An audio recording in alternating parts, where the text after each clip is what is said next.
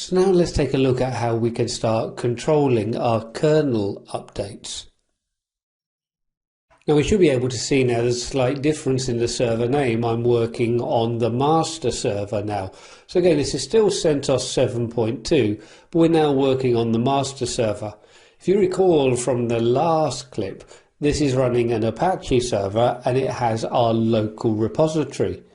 If we go through and look at ls/var/www/html, so this is the document root where our web server is going to host its content.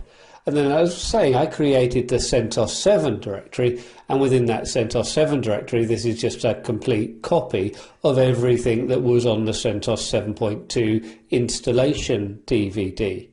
If we move into the yum repository directory, so etc/yum.repos.d, and then look within here, we can see that on this one we've still got just all of the standard information, and we haven't got the information here that relates to the EPEL repository. If I wanted to create a repository that pointed through to this local file system rather than the network-based, I could do the same as before. I'm going to create a file just so we can see, but I'm not going to get rid of my other repositories because I want to be able to get updates so we can look at updating our kernel. But just to give you an idea of using a local file system repository, I can go through and create my own repo file. So in here, we can call it local.repo or whatever we want. We'll hit insert and we'll just give it its ID. So I'll just call local. Again, it doesn't really matter. But remember, we don't have spaces within the ID. Name equals local repo. So again, we keep this very simple. And then here we've got our base URL. Now our base URL is going to look a little bit different because we're going to use the file protocol. So file and then : being the method of access, and then our path. So var/www/html/CentOS 7. And then we can go through enabled equals 1 and GPG check equals 0. So pretty much the same as we had before, but instead of an HTTP URL, we've now got a URL that points through to the local file system. And again, if we go through and do a yum repo list, then we can see then the local repository being listed there as well. Again, for the moment, I'm just going to go through and remove the local.repo file. We don't need that. If I look at my current kernel, so I use uname-r, when we go through and look at our kernel here, we can see that we're using the original kernel and we haven't gone and run an update on this. If we want to update the kernel, even though we still use yum update, and just to update the kernel, I could go through and run kernel. We don't actually update the kernel, we install the new kernel. So we will have then two kernels, and we've already seen this when we've looked at the grub on our server 1, where we had done the update and we can see that we had then two kernels. In fact, I've actually got 3 kernels now because I've run a second update. So we don't want to replace the existing kernel. So even though we still run the yum update, it will actually go through and install the new kernel and will add entries into the grub file, or grub will then go through and configure it with grub config.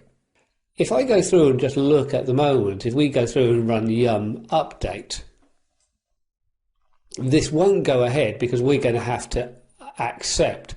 And we can see then it's going to upgrade then 24 packages, but 2 packages it's going to install. If we scroll up, we can see it's installing kernel and the kernel devil packages. So that's going to be upgrading them to the 4.4 version. But of course, we're leaving in the original. So we don't touch the kernel. Whereas when we look at everything else, our normal packages will be upgraded. We don't want multiple versions of grub2. We don't want multiple versions of Dracut, which is used to update the initialization RAM FS. So we can see here that even though we run the one command, we install new kernels, and that's the critical thing. But it's really controlled by the update process, where we get a new kernel rather than updating the existing kernel. So we can always roll back to a previous kernel. Now, one thing that we might have, especially within a virtualization environment, is that within our environment, we've geared the VirtualBox drivers to the kernel that we are using. So we might choose to exclude the kernel for being updated. So I'm just going to choose no here. If I go through into the etc directory, so cd ... and via the yum.conf,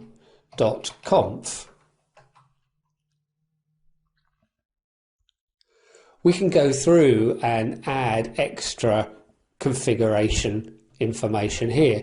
We've got an idea of some of the things that we can put in. So what I'm going to do here, though, is I'm just going to add in,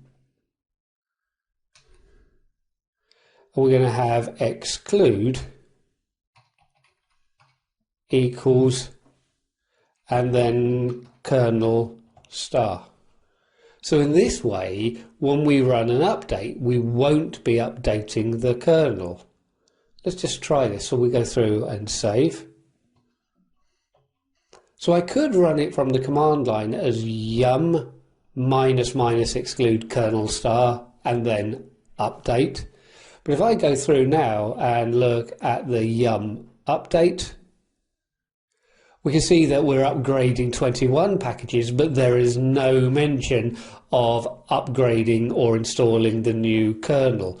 So if we scroll back up, we've got then the updating lines, but we don't have the installing. So especially within a virtualization environment, you perhaps want to be a lot more controlled about installing new kernels. We can see that installing the new kernel will not upgrade the existing ones, which is what we want, but we would default to booting to that new kernel. And then we might find that the VirtualBox drivers no longer work, or our guest additions no longer work. If we want to then exclude those updates, we can then include it within our yum.conf. So hopefully this is giving you an idea of how we can upgrade the kernel. So we install a new kernel rather than upgrading it. But also, I think far more importantly, is considering not installing the new kernel, because we would then boot to it and that might break our virtualization environment. Okay, I'm not going to run the updates at the moment, so I'm just going to choose no. We're going to come back and look at how we can install software from source.